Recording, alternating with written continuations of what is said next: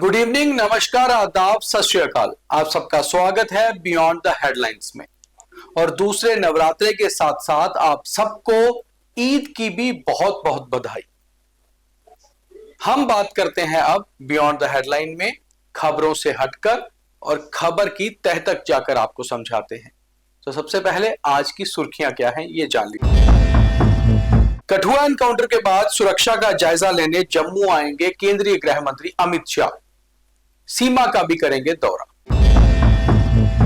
PM Modi 19 अप्रैल को आएंगे रियासी, तैयारियां शुरू। कठुआ में दोबारा संदिग्ध दिखने के बाद सर्च ऑपरेशन शुरू। कल रात को किसी के घर से खाना लेकर निकले थे 3 संदिग्ध। जम्मू कश्मीर में धूमधाम से मनाई गई ईद, लोगों ने नमाज अता कर एक दूसरे को ईद की बधाई दी।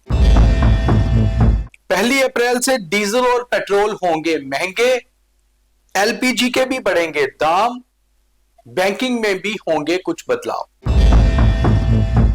जम्मू के कठुआ जिले में खास तौर पे पिछले कुछ महीनों से हालात कुछ सही नहीं चल रहे।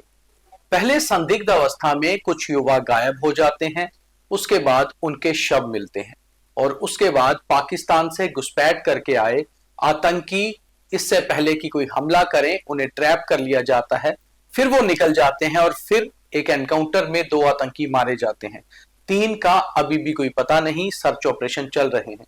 ऐसे में सुरक्षा के हालातों का जायजा लेने केंद्रीय गृह मंत्री अमित शाह जम्मू पहुंच रहे हैं। कुछ ही दिन बाद अमित शाह जम्मू आएंगे, सीमा का भी दौरा करेंगे और कठुआ में सुरक्षा के हालातों का भी जायजा लेंगे। उनके साथ साथ कई अन्य फोर्सेस के मुखिया भी जम्मू में होंगे और जम्मू कश्मीर में कुल मिलाकर हालात सुरक्षा के कैसे हैं इसका जायजा अमित शाह लेंगे। अप्रैल महीने में ही प्रधानमंत्री नरेंद्र मोदी भी जम्मू आएंगे। प्रधानमंत्री नरेंद्र मोदी यूं तो जम्मू पहुंच रहे हैं ट्रेन टू कश्मीर का उद्घाटन करने। वो विश्व का सबसे बड़ा रेल पुल, उसका भी निरापन करेंगे, उसका उद्घाटन करेंगे और साथ ही साथ वहां विजिट भी करेंगे। प्रधानमंत्री 18 या 19 अप्रैल को जम्मू पहुंचेंगे। कटरा में हो सकता है एक रैली भी करें और उससे पहले अमित शाह आएंगे। तो यानी कि अप्रैल महीने में मोदी और शाह दोनों जम्मू का एक एक दौरा करेंगे और जम्मू कश्मीर के सुरक्षा और विकास के हिसाब से ये दोनों ही दौरे बहुत ही अहम माने जा रहे हैं। वहीं अगली खबर की बात करते हैं तो कठुआ में जैसा कि डीजीपी जम्मू कश्मीर ने कहा था, ऑपरेशन अभी जिंदा है, यानी कि ऑपरेशन अभी चल रहा है। कठुआ के जुठाना के जंगलों में सुफियान गांव में जहां पर एनकाउंटर में 2 पाकिस्तानी आतंकी मारे गए थे, 4 बहादुर जम्मू कश्मीर पुलिस के जवान शहीद भी हुए थे। वहीं पर रविवार शाम को दोबारा किसी एक घर पर 3 संदिग्ध पहुंचे, उनसे खाना मांगा, खाना लेकर वहां से गायब हो गए। उसके बाद से ही सुरक्षा बल लगातार सर्च ऑपरेशन कर रहे हैं। आज दिन भर भी सर्च ऑपरेशन चलता रहा। अभी तक आतंकियों से कोई भी कांटेक्ट नहीं हो पाया है, मगर इलाके में खौफ के साथ साथ अलर्टनेस भी पूरी है, कॉर्डन लगा हुआ है और सर्च ऑपरेशन लगातार चल रहा है। अगली खबर की बात करें तो आज ईद का त्योहार था। ईद की नमाज सुबह अता की मुस्लिम समुदाय के लोगों ने और उसके बाद ईद की खुशियां भी एक दूसरे से बांटी, गले मिलके ईद की बधाई दी। लोग एक दूसरे के घर पे भी गए, सेवैयां खाई और ईद की खुशियां मनाई। आज दूसरा नवरात्रा भी था। नवरात्रे और ईद जम्मू कश्मीर में बहुत ही धूमधाम से मनाए जाते हैं। वहीं ईद की नमाज जम्मू कश्मीर के मुख्यमंत्री उमर अब्दुल्ला ने भी कश्मीर में ही हजरत बल में पढ़ी। इस मौके पर उनके पिता डॉक्टर फारूक अब्दुल्ला और उनके दोनों बेटे भी उनके साथ थे। वहीं काफी सारे और लोगों ने भी ईद की बधाई दी, ईद की खुशियां मनाई और जम्मू कश्मीर के विकास और शांति बहाली के लिए दुआ भी मांगी। ईद पर कुल मिलाकर माहौल जम्मू कश्मीर में शांतिपूर्ण रहा। नमाज से लेकर खुशियां तक मनाई गई और सुरक्षा कड़ी भी रही।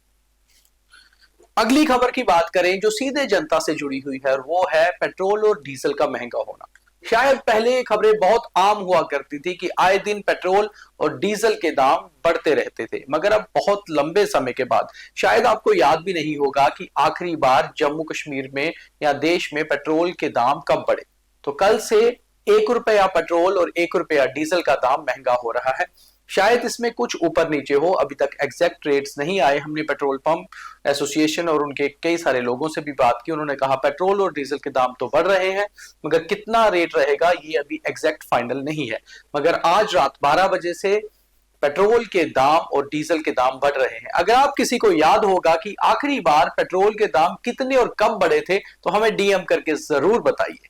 वहीं दूसरी ओर बैंकिंग में भी कुछ चीजों में बदलाव कल से होने जा रहा है, यानी कि जैसे कुछ बैंक्स ये निर्धारित कर रहे हैं कि एक मिनिमम बैलेंस होना ही चाहिए।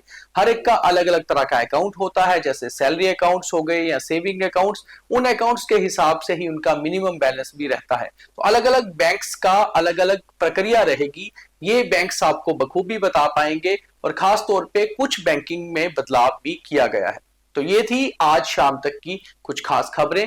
कल दोबारा बियॉन्ड द हेडलाइन में मुलाकात होगी। अब आज का थॉट ऑफ द डे, यानी कि आज का ज्ञान।